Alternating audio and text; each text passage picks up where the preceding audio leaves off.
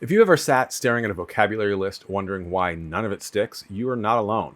I've been there too, and in this video, I'll show you the method that turned the struggle into actual progress. As an aside, I actually still remember trying to memorize a vocabulary list for high school French to this day. I don't remember the list, but I remember trying to remember. This is my third year making a video like this, and every year there's a lot more to pack into it. In the last year, I got myself comfortable enough in Italian to manage 2 weeks in Italy with only 2 months to prepare, and I finally stopped wasting time on apps and learned enough modern Hebrew to navigate 2 weeks in Jerusalem. But why listen to me? Well, here's a few reasons in no particular order. For starters, I hold a PhD in linguistics. Of course, so do a lot of linguists who can't order a coffee in the language that they've written 2 papers a year on for the last 20 years. But I also actually speak, understand, and read multiple languages at varying levels. I won't bullshit you. And I'm not afraid to show the learning process honestly, including making embarrassing mistakes in like every video. Because I've been studying languages and linguistics for the better part of 4 decades, I've failed too. I know how demoralizing it can be. I've probably failed in ways that you haven't even thought of trying yet. And what I present here is not just my personal experience, some anecdotes, and an approach that works great if you have a free 8 or so hours a day for a few months. Instead, it's an evidence-based scientific approach without bogging you down in all the dumb arguments in the SLA literature. That's second language acquisition. Like what order a classroom teacher should introduce pronouns in or whatever. For the almost half a milli who watched my 2024 video, here's a preview of what's new and different in this one. It includes new approaches to encoding and memorization that I either haven't discussed yet or my stats show not a lot of you watched. I've got some new technological hacks and tricks. I've worked out a new approach to textbooks, tried it out, and seen tremendous success. And I think I've finally cracked the code on what works in terms of how to incorporate language exchanges. I also just have better editing.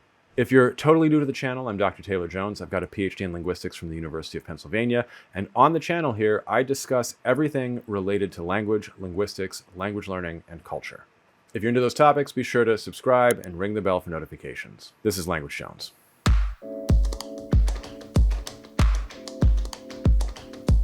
So if you've been watching this channel, you know I'm all about how language relates to thought, culture, and identity. But here's the thing. Actually learning a language, that's where theory meets practice, and that's why I'm excited to tell you about today's sponsor, Lingoda. Lingoda is an online language school with live interactive classes taught by certified native-level teachers. We're talking real conversations, not just XP streaks on an app. And with the new year coming up, they're running their Sprint Challenge, which is honestly pretty genius from a motivational psychology point of view. So here's how it works. You commit to either 15 or 30 live classes per month for 2 months. It's structured accountability, which research shows is huge for language acquisition. It's small group classes, maximum 5 students. So you're actually speaking, getting personalized feedback, and not just lurking in the back of a virtual classroom. And here's the wild part. UK and US students can earn 100% cash back when you complete all your classes. So if you stay consistent and hit your language learning goals, you basically learn for free. Plus, I've got a code for you, Jones100. You'll get 20% off Super Sprint or 10% off Sprint, plus an extra €20 or $25 off on top of that. They offer English, Business English, Spanish, French, German, and Italian with 24/7 scheduling to fit whatever chaotic routine you've got going on. New year, new skills. If you've been putting off that language goal, this is your structured, science-backed push to actually do it. Check out the link in the description, use code Jones100, and start 2026 speaking a new language. Language learning isn't just a problem. It's actually a lot of problems all bundled together. First, languages are just a lot. You've got different sounds to learn to both hear and make with your face meet in different combinations than you're used to. On top of that, you have to learn a ton of morphemes, that's the building blocks of words, and lexemes, that's words. You're going to have to learn different grammar. In the most common scenarios, that's different conjugations, possibly for different conceptual ways of organizing things like time and how events unfold in time and speakers' stance towards those events and all that stuff. That's also case marking or lack thereof, totally different sentence structures, not to mention using the conceptually same thing differently, like how when you use the in English doesn't line up neatly with when you use le in French. Not only that, but nobody teaches us to memorize effectively. Follow Benjamin Keep on YouTube if you want more on that. He's fantastic. But aside from him, teachers just act like everybody knows how to memorize and it's beneath them to teach you how, when in reality, almost nobody actually knows how to learn and memorize things. At least not effectively. And if all that wasn't enough, for most of us, our goals are somewhere between 1, recognize written language and understand it quickly, 2, recognize spoken language spoken at a normal speed and understand it online, and 3, have immediate correct recall of the appropriate morphemes, lexemes, and grammatical structures to express our thoughts approximately as quickly as we do in our primary language, and in a way recognized as correct, not just understandable, by speakers of our target language. When you put it that way, that's a lot. And that's before you even get into things like what kinds of topics you're interested in, ideal use situations for your language, or social factors like who you'll be using it with, their norms, discourse strategies, and so on. On top of that, a bewildering range of options exists. Duolingo, AI, apps, tutors, teachers, classes, textbooks, self-study, just watching Friends dubbed into your target language over and over again. That one actually seems to work for people for some reason. So, what's the solution? Break it into different domains, solve each of the individual problems, and then execute a plan. And guess what? I did the break down the problem and solve it part for you.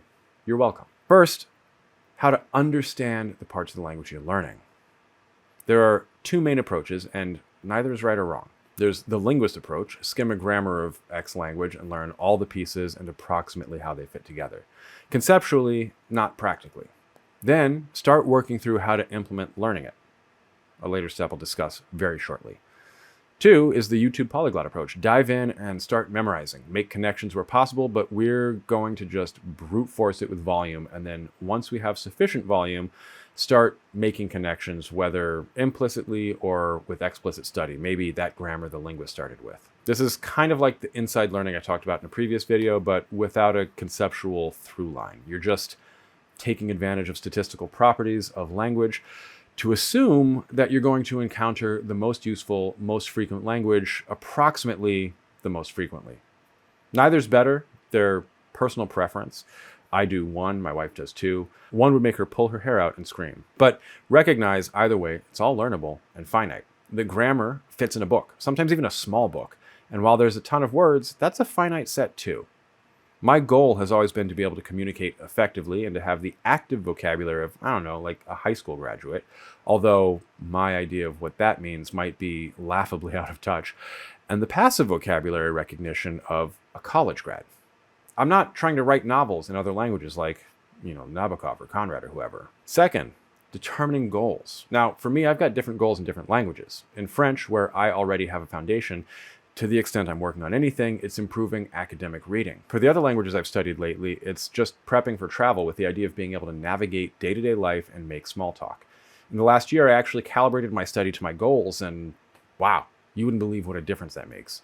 I might still have the overarching vague goal of learn Italian, but starting with the smaller goal of learn the basics from a colloquial Italian course, and then working even smaller and shorter term, learn the formation of the future tense, and when I'm most likely to encounter it or to need it, works wonders. That leads me to third, determine which methods will work towards your goals. I use the Routledge Colloquial for travel and basics. For Italian, I'm moving on to extensive nonfiction reading in my field of interest, linguistics, and novels. For Hebrew, I'm moving on to memorizing the contents of a children's encyclopedia because all of that language is useful and the kind of thing basically every native speaker over the age of 8 knows. If memorizing an encyclopedia sounds insane to you, don't worry, you'll see how and why it's not in a few moments. It's really not that bad.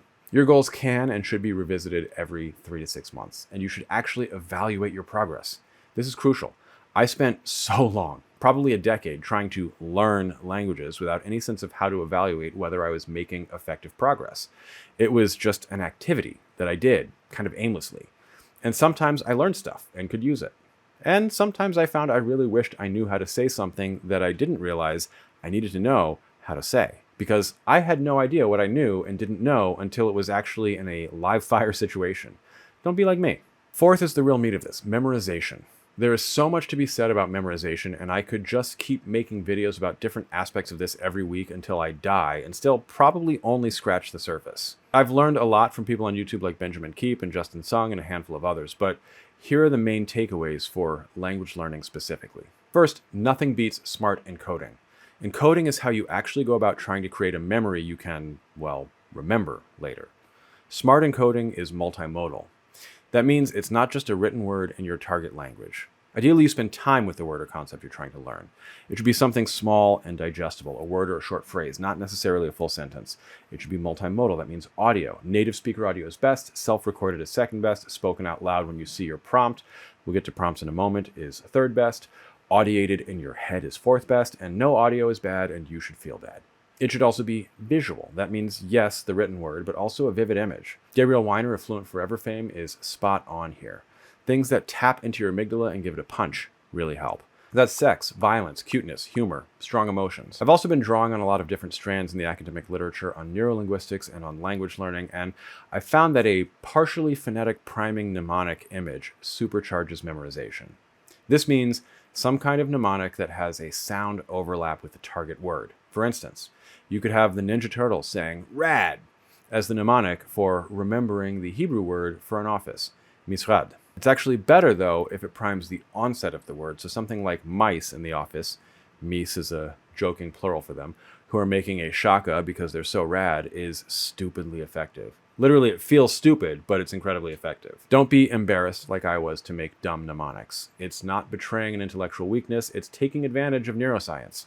And not only should all of this be as vivid as possible, you should try to take a moment to connect it to other things. As an example, I may want to reflect on how misrad has that sound at the beginning that a suspicious number of derived place terms do. Mitbach, mikdash, miklachat. It's also the same root as the word to survive and as ruins. So thinking of a dusty, mummified Babylonian scribe in an office in the ruins of a ziggurat with those mis saying rad is really going to solidify misrad for me. And that's before I actually build in any repetition or review. It's just a much more vivid and solid way of making lots of neural connections. Make enough neural connections that your brain can't prune them all. It's like a DDoS attack on your forgetting software. Can you tell I'm not a hacker? Ideally, you want to imagine scenarios where the thing you're learning will be used rather than just memorizing a list of words. Should smoke be coming out of the engine block? Or I hate the sound of the turn signal would have really helped me memorize that word list of car parts in high school French. Now that I think of it, why were they having us memorize all the parts of a car? What's up with that? If that sounds like a lot of effort, well, that's because it is, by design. I made a whole video about this, but encoding should have a level of what the neuroscientists call desirable difficulty. It's just hard enough to be worthwhile. Don't make it too hard. You won't do it.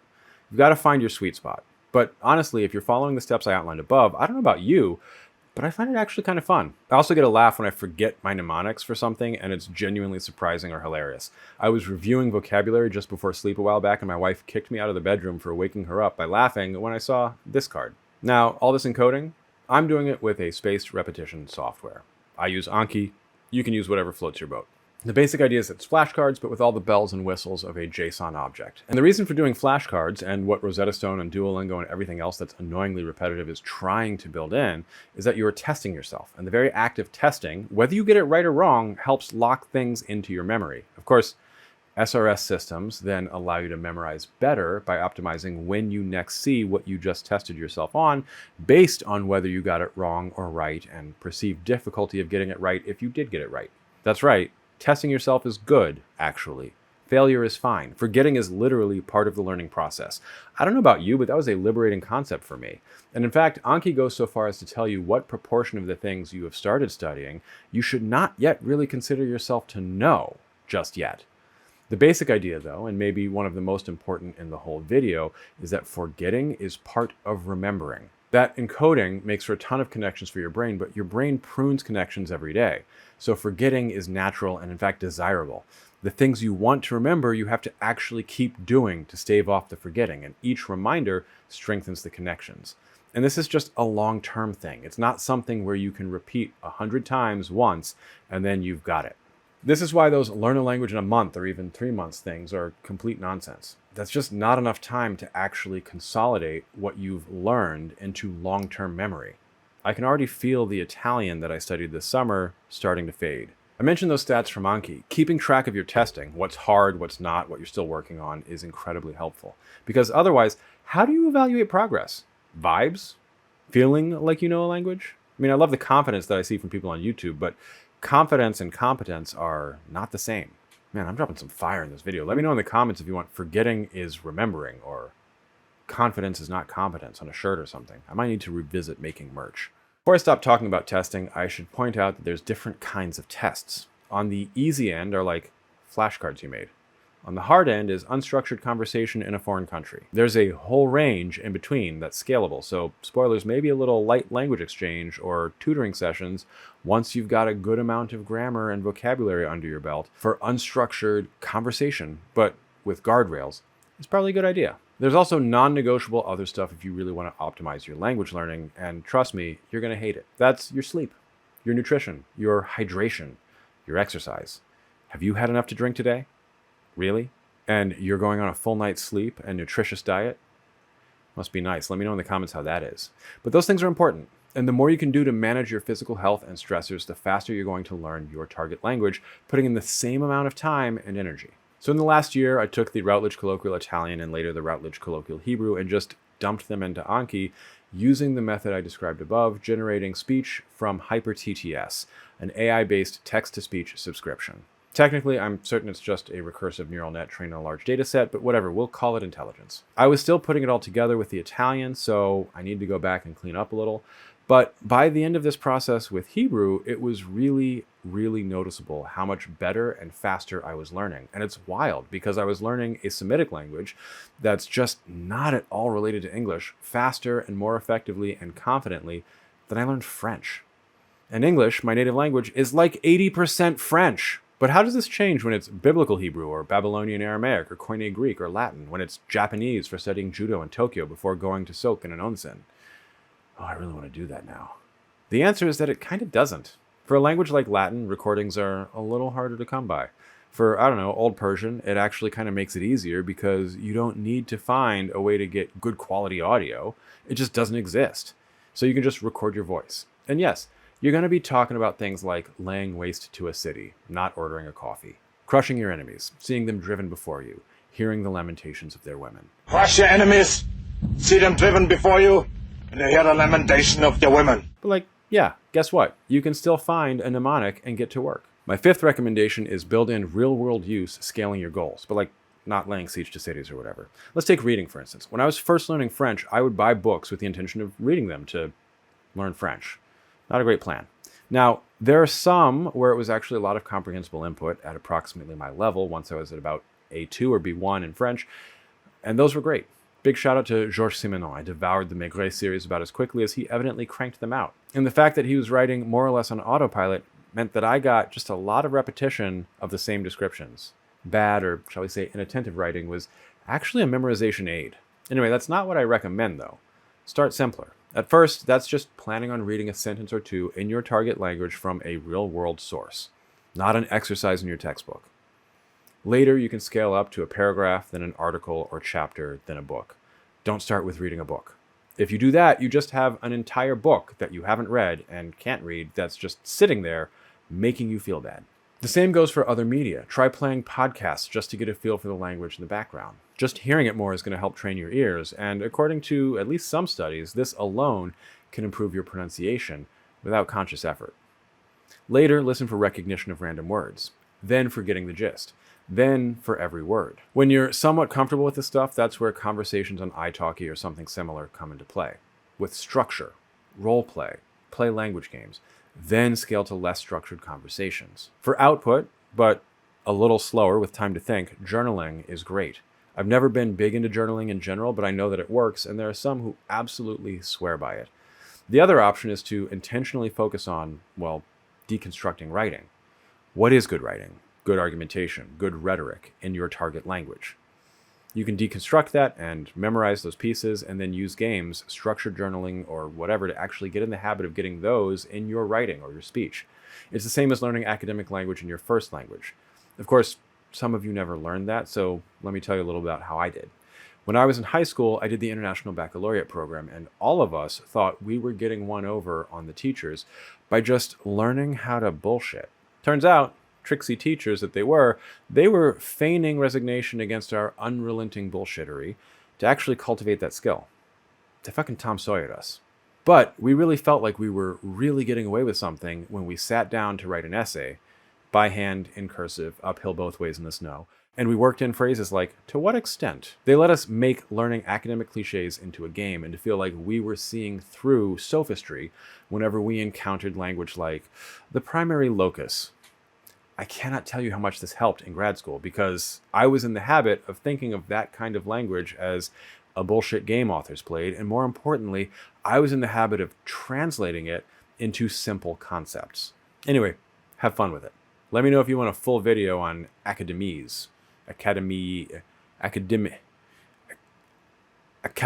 Sixth and final recommendation, review progress with tracking and periodically assess. For the grown-ups in the room, you're doing a quarterly performance review.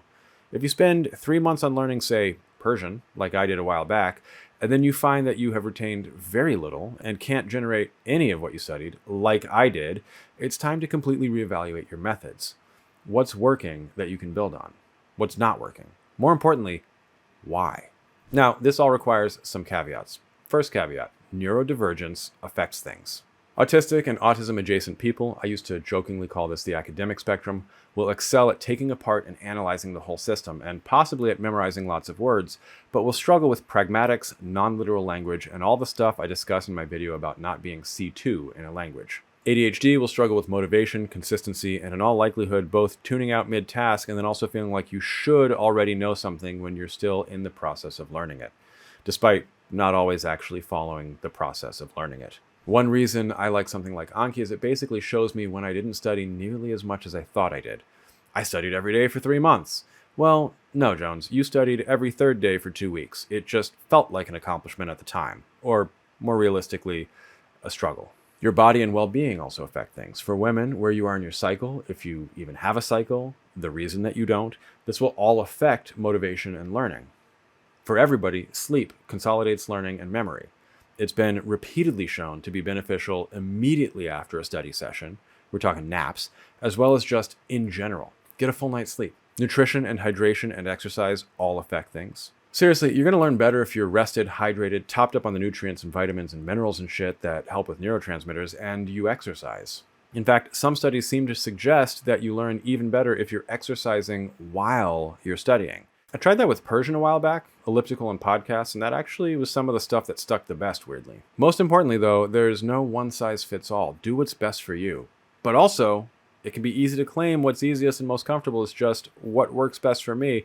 And if that actually worked best, you wouldn't be watching YouTube videos about how to learn a language better, would you? So you've gotten this far. Hopefully you took notes. But it's time to go put this all into practice. Remember, as stupid as it sounds and cliched as it sounds, slow and steady wins the race. Don't burn out on your New Year's resolution before the end of January. Seriously. And don't be hard on yourself. If you like what I'm doing with the channel, you can support it on YouTube with super thanks or on Patreon at patreon.com/languagejones. Please leave a comment. They are great for the algorithm, and subscribe if you haven't already. Until next time, happy learning.